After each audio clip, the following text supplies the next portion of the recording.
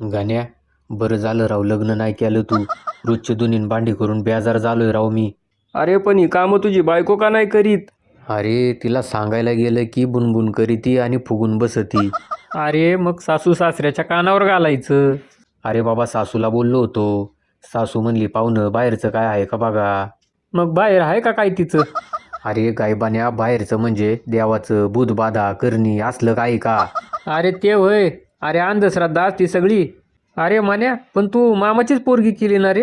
हा ना अरे, एकीकडे वय वाढत चाललं होतं आणि एकीकडे डोक्यावरची केस कमी होत चालली होती.